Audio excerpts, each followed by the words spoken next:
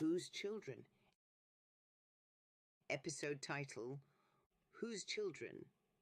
DeSantis, Trump, and the Assault on Black Bodily Autonomy and Labor. Disclaimer. The following reflects my personal views and is intended to foster respectful, critical dialogue. I encourage you to engage with empathy, fact-based analysis, and a commitment to justice. Welcome. Thank you for joining this urgent conversation. Today, we confront issues that strike at the heart of justice, equity, and the future we are shaping for the next generation. I speak unapologetically from a place of passion and outrage as a Black advocate for liberation. Let's dive in. We face a convergence of crises: child labor exploitation, Florida's push to loosen child labor laws amid immigration crackdowns, risking teen safety for corporate profit, healthcare criminalization, the GOP's assault on reproductive rights, prioritizing fetal personhood over women's lives, educational sabotage, Trump's gutting of public education, and DeSantis's state-level censorship, widening racial and economic divides. These are not isolated issues, but threads in a tapestry of systemic control. Body expanded. 1. Child labor and immigration, modern-day enslavement. Governor Ron DeSantis' policies are not just reckless, they are a calculated revival of economic violence, targeting Black, brown, and poor communities. By slashing child labor protections while simultaneously waging war on immigrants, DeSantis creates a perfect storm of exploitation. The GOP's anti-immigrant rhetoric and policies, like Florida's Senate Bill 1718, have already driven migrant workers, the backbone of industries like agriculture and hospitality, out of the state. Now, instead of addressing the labor shortage with fair wages or protections, DeSantis is filling the gap by normalizing child labor, effectively replacing one exploited group with another. Teens as young as 16 could soon legally work 14-hour shifts in hazardous environments, including roofing sites and slaughterhouses, with no mandatory breaks, thanks to proposed bills like HB 49. This isn't teaching responsibility, it's state-sanctioned coercion designed to funnel vulnerable youth disproportionately from marginalized communities into low-wage, high-risk jobs. Who benefits? Corporations like Amazon, Walmart, and Tyson Foods have long lobbied to weaken labor laws to maximize profits. Who pays the price? Black and brown children, whose bodies are treated as disposable labor and whose futures are sacrificed to pad corporate balance sheets. This is not hyperbole. It's a direct echo of post-Civil War exploitation, when Black children were forced into sharecropping and convict leasing to sustain the South's economy after slavery. Today, the same communities are being pushed into cycles of poverty and disenfranchisement. Overworked teens drop out of school, lose access to higher education, and remain trapped in underpaid work. Meanwhile, DeSantis' assault on woke education ensures they'll never learn this history or recognize the systems exploiting them. The question isn't rhetorical. Why are we resurrecting 19th century labor practices in 2024? Because capitalism, when unchecked, will always commodify the most vulnerable. Because white supremacy thrives when Black and brown futures are cut short. Because a generation stripped of education and agency is easier to control. This is not conservatism. It's modern-day enslavement, wrapped in the language of opportunity and family values. Our children deserve better than a lifetime of servitude to corporate greed. The fight against these policies is for their humanity and their right to dream beyond the factory floor. Next section, let's keep this fire burning. Ready to dive into reproductive rights. Whose body, whose choice? Parve. 2. Reproductive rights. Whose body, whose choice? The GOP's relentless campaign to criminalize abortion is not about saving lives. It's about controlling lives, particularly those of Black, brown, and marginalized women. Laws like Texas's SB 8, Idaho's near total ban, and Florida's 6-week abortion prohibition, passed under DeSantis, are not outliers. They are weapons in a broader war on bodily autonomy. These policies strip pregnant people of agency, criminalize life-saving healthcare, and disproportionately endanger Black mothers, who are 3 times more likely to die from pregnancy-related causes than white women in the US. This isn't pro-life, it's reproductive oppression. The GOP's rhetoric of fetal personhood is a smokescreen. It ignores the lived realities of women like Brittany Watts in Ohio, who faced felony charges for miscarrying a non-viable pregnancy, or Anya Cook in Florida, who nearly died of sepsis after being denied care post-miscarriage due to abortion restrictions. These laws don't protect life. They terrorize patients and doctors, forcing them to navigate impossible choices between their health, freedom, and futures. For Black women, this terror is magnified by a healthcare system steeped in racism. Studies show Black patients are systematically undertreated for pain, dismissed during emergencies, and subjected to coercive medical practices. This assault on reproductive rights is rooted in a long history of state violence against Black bodies, from forced sterilizations of Black and Indigenous women in the 20th century to the Hyde Amendment's denial of Medicaid funding for abortions, a policy that disproportionately harms low-income women of color. The GOP's agenda continues this legacy. By banning abortion while gutting Medicaid, child care, and WIC programs, Republicans reveal their true priorities: policing wombs, not supporting families. The hypocrisy is glaring.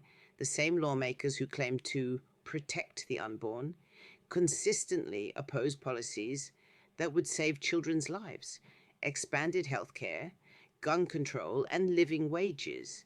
Meanwhile, Black mothers are left to navigate a dystopian reality where pregnancy can be a death sentence, and seeking care could mean criminalization. This is not just about abortion. It's about who gets to decide if, when, and how to parent, and who is punished for existing in a body that white supremacy seeks to regulate. The question we must ask: why is a party that claims to champion freedom so obsessed with controlling the uteruses of Black and brown women? Because bodily autonomy is power. When marginalized people can control their reproduction, they can resist systemic poverty, disrupt cycles of exploitation, and reclaim their futures. The GOP knows this and fears it. Next section, let's expose the attack on education. Ready for 3. Education under siege. Fire. 3. Education under siege. Erasing history to erase liberation. The GOP's war on education is not about parental rights or protecting innocence. It's about erasing the tools of liberation. From Trump's gutting of the Department of Education to DeSantis's Don't Say Black law, HB 1557, and Florida's HB 7, the Stop Woke Act. These policies are engineered to whitewash history, suppress critical thinking, and sever marginalized youth from the knowledge of their own power. This is not reform. It's state-sponsored intellectual genocide. DeSantis' censorship laws ban classroom discussions of systemic racism, LGBTQ plus identities, and the legacies of slavery, reducing Black history to a footnote. Meanwhile, Trump's dismantling of federal education safeguards accelerates the defunding of public schools, funnels resources into privatized charter systems, and deepens racial inequities. The message is clear: certain children deserve ignorance. The bigger picture: a war on liberation. These policies are not random or isolated. They are interlocking gears in a machine of systemic oppression designed to perpetuate white supremacist power. Let's connect the dots.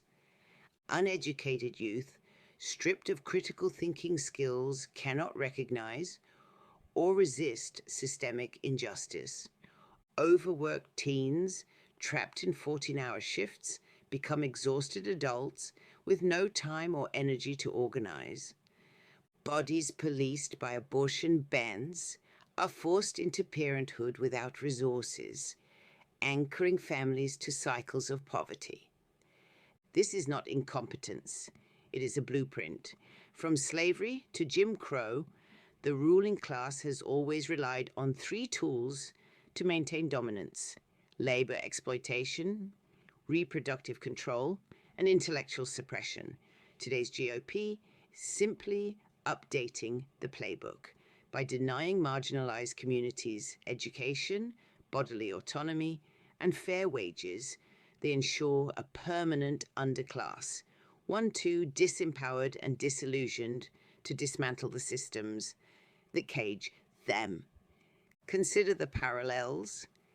Child labor laws, rolled back, mirror the post-Reconstruction era, when Black children were forced into sharecropping to rebuild the South's economy.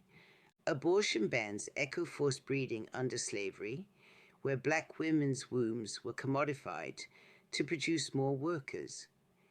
Censored education replicates the anti-literacy laws that once barred enslaved people from reading, fearing their liberation. The goal is clear: to neutralize threats to white supremacy by severing marginalized people from their history, their choices, and their collective power. When you control someone's labor, reproduction, and knowledge, you control their future. And when you control their future, you maintain hierarchies, prioritizing profit over people. But who truly benefits? Corporations rake in billions from underpaid labor. Politicians secure power by stoking racial panic and manufacturing crises. Meanwhile, Black and brown communities are gaslit into believing their struggles are personal failures, not the result of a system engineered to break them. This is not a conspiracy theory. It is state-sanctioned violence, laundered through policy and propaganda. The question is not if these systems are connected, but how we will dismantle them. Liberation is not a single-issue fight. It demands we confront the roots: capitalism's hunger for cheap labor, white supremacy's fear of collective power, and patriarchy's obsession with controlling bodies. The liberation war is a war for our survival. To win, we must see these battles as one. Defend schools as sites of radical truth-telling.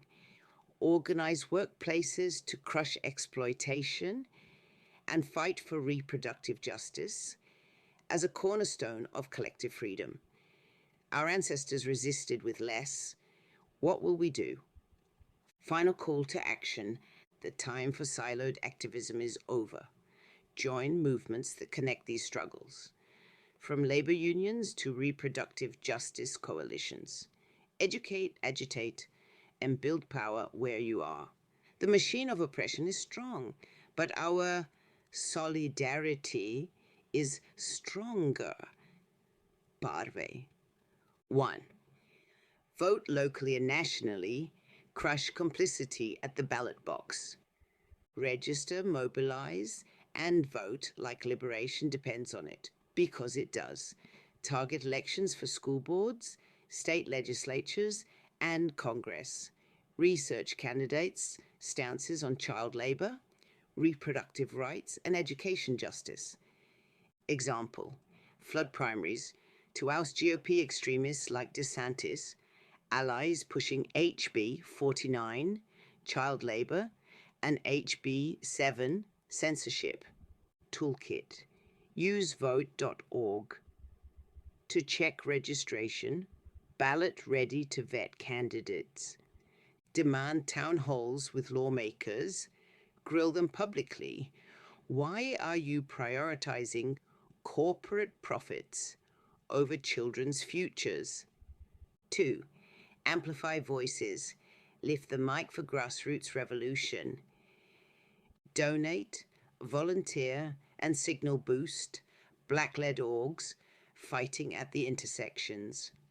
Reproductive justice, National Black Women's Reproductive Justice, Agenda, Sister Song, Labor Rights. Fight for $15, Labor Notes. Share survivor stories of teens trapped in labor exploitation or women denied abortions.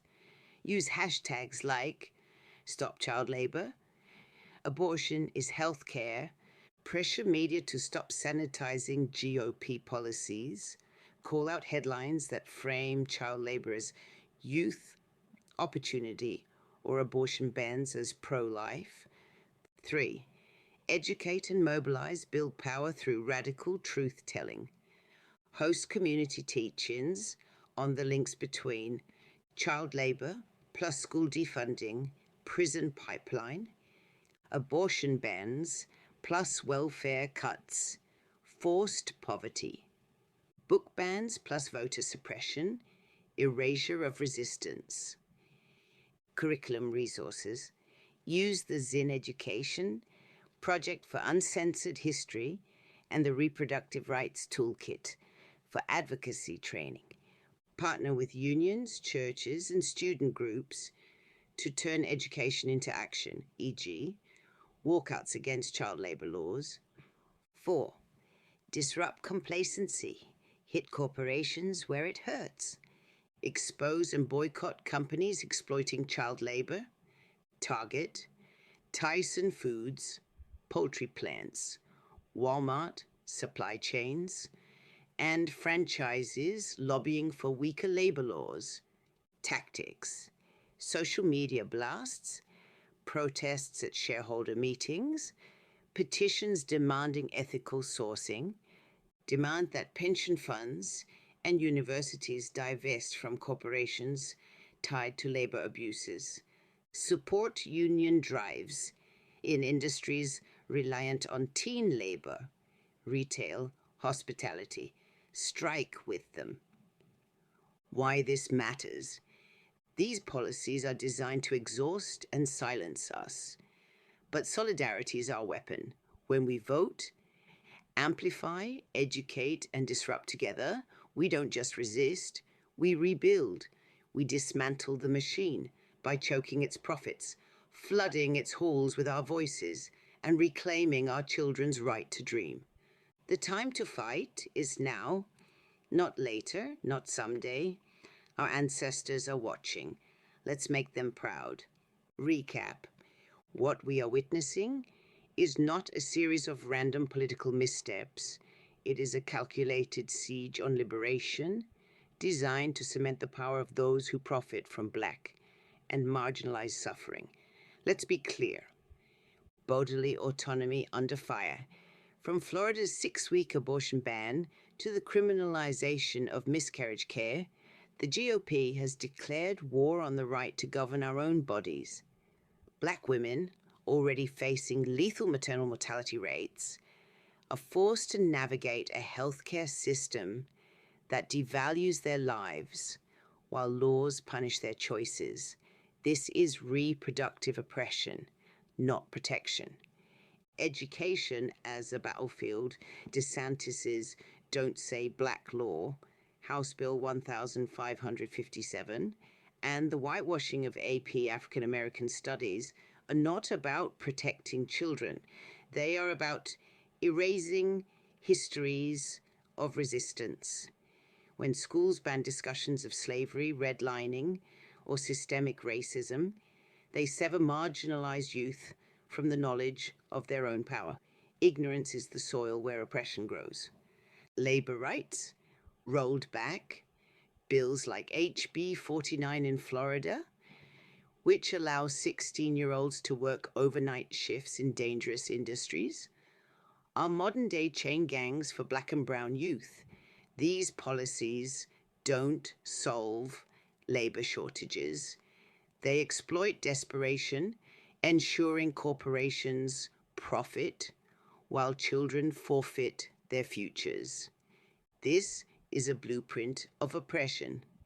Just as sharecropping replaced slavery and Jim Crow replaced sharecropping, today's attacks on education, healthcare, and labor are the latest iteration of a system built to extract from and control marginalized communities. The goal remains the same: to maintain white supremacist hierarchies by stifling liberation at every turn. Who thrives? Corporations like Amazon and Tyson Foods, politicians who stoke racial panic for votes, and a status quo that equates profit with morality. Who survives? Black mothers navigating pregnancy in medical deserts, teens trading diplomas for 14-hour shifts, and generations denied the tools to dream beyond systemic cages. But survival is not the goal. Liberation is. These attacks are interconnected, but so is our resistance. When we fight for abortion access, we fight for bodily freedom. When we defend honest education, we arm the next generation with truth. When we unionize workplaces, we dismantle exploitation. The question is not if these systems will fall, but when, and whether we will be the ones to tear them down. Our ancestors survived enslavement, Jim Crow, and sterilization campaigns. Their bloodlines demand we do more than survive. We must thrive. The stakes? Nothing less than the future itself. What legacy will we leave? One of complicity or one of unyielding rebellion? The choice is ours. Parve outro. Thank you for sitting with this discomfort, for refusing to look away from the rot of injustice. Let this anger sear complacency from your bones. Let this grief carve resolve into your spirit. Our children deserve more than futures chained to factory floors, more than classrooms scrubbed of their history, more than bodies policed by politicians who've never known the weight of their struggle. They deserve freedom, the kind that roars and terrifies those clinging to power. This is not a moment for hollow hope. It's a reckoning. The same systems that lynched our ancestors in fields now lynch our children in legislatures. But remember, we are the descendants of those who turn whispers of rebellion into earthquakes. We are the harvest of survival, and our hands hold the tools of liberation. So, when they gut education, we will teach our youth the unvarnished truth on street corners and kitchen tables. When they shackle teens to 14-hour shifts, we'll shut down warehouses with strikes and boycotts. When they criminalize abortion, we'll build underground networks of care, just as we forged the Underground Railroad. The question isn't, what legacy will we leave? How loud will we fight to ensure our legacy is one of unbroken resistance? Let them hear your answer in every vote cast, every protest roared, every corporation toppled. Let them feel it in their boardrooms and courthouses. Our children are watching. Let them see us choose fire over fear. In solidarity and relentless rebellion, your echo. Unapologetically, Black Sun, fight like our ancestors. The revolution continues, fire.